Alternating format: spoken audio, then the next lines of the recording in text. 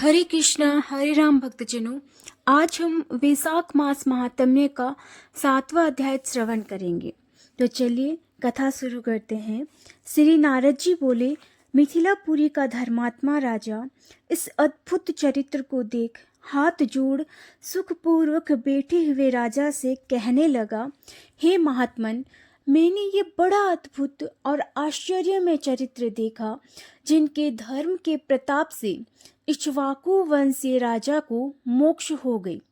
इस धर्म को विस्तार से कृपा करके मुझे सुनाइए।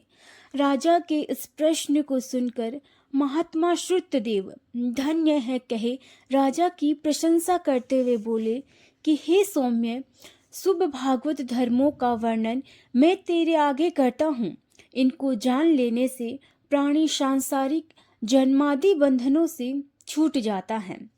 वैशाख में जो धर्म है, जैसे जल का घड़ा देना, प्याऊ लगाना, मार्ग में छाया करना, बावड़ी, कुआं, तालाब, धर्मशालाएं बनवाना, सूर्योदय से पहले प्रतिदिन स्नान करना, मधुसूदन भगवान का सुगंधित कोमल पुष्पों से पूजन करना, कथा सुनना, मार्ग से थके हुए को हवा करना, श्रम को दूर करने वाला गोरस, गुड़ का शरबत पिलाना, जूता, खड़ाऊ, छतरी, पंखा, तिल, शहद, ईख, कपूर, कस्तूरी, चंदनादि सुगंधित वस्तु, सैया, खाट, फल, दही, नैवेद्य इत्यादि दान करना, गोवों को घास डालना, अन्न दान इत्यादि करना, शरीर पर तेलादि मर्दन न करना, पत्ते पर भोजन करना तथा सब धर्म वैशाख मास में उत्तम है।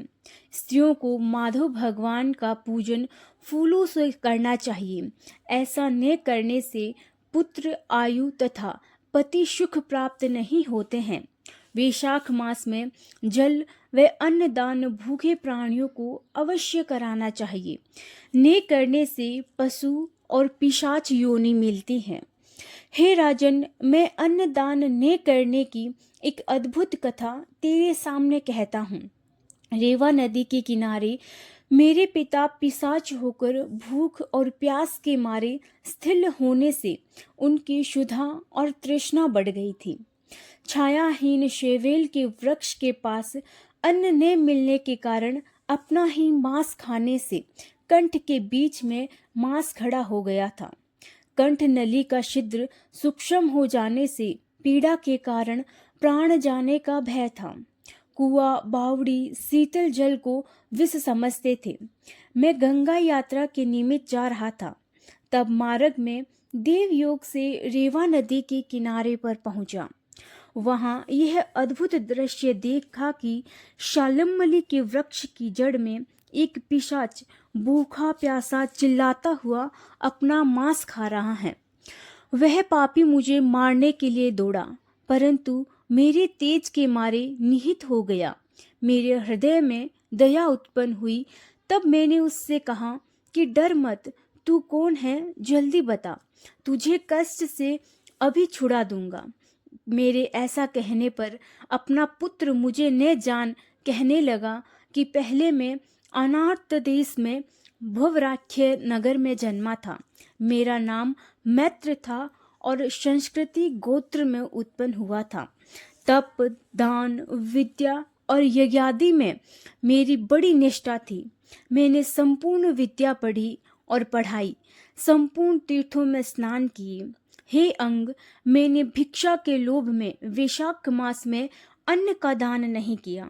इससे विचार होता है कि इसी कारण मुझे पिशाच की योनि मिली। अब मेरे घर पर श्रुतदेव नाम का पुत्र है, जो बड़ा ख्यातिवान है। उससे मेरी दशा कह देना कि तेरा पिता अन्नदान न करने से श्रग नहीं गया है और नर्मदा नदी के तीर पर बड़ा दुखी हो अपना ही मांस खाकर वृक्ष की जड़ में पिशाच बना बैठा है। अतः पिता को पिशाच योनि से छुड़ाने के लिए वैशाख मास में प्रातःकाल स्नान कर विष्णु पूजा और भक्ति पूर्वक जल से मेरा तर्पण करे।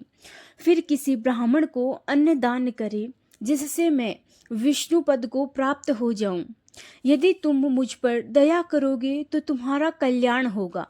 अपने पिता की ऐसी बात सुनकर दुख के मारे उनके पांवों पर बहुत देर तक लकड़ी की भांति पड़ा रहा और अपनी निंदा कर नेत्रों में आंसू भर कहने लगा कि हे पिता, तुम्हारा पुत्र मैं ही हूँ। देवयोग से यहाँ आ गया हूँ। अब तुम्हारे बतलाए अनुसार यात्रा करके शीघ्र घर जा मेष की संक्रांति में विष्णु भगवान निमित्त अन्न अर्पण करूँगा।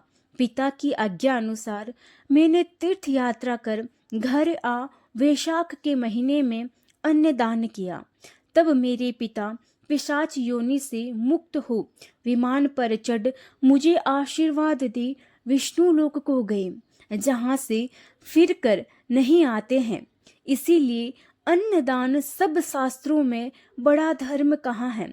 हे राजन, यह सब धर्मों का सारभूत है जो मैंने कह दिया।